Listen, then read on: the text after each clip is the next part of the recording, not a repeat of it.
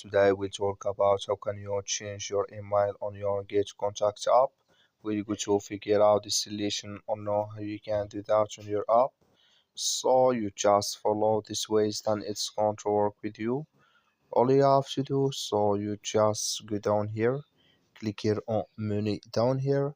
When you just click here on menu, so then you come to next step, it's going to show for you like this.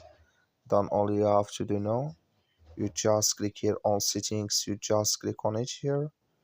So then it's going to take you to this list, it's going to show for you like this. Then you just click here on account settings, you just click on it here.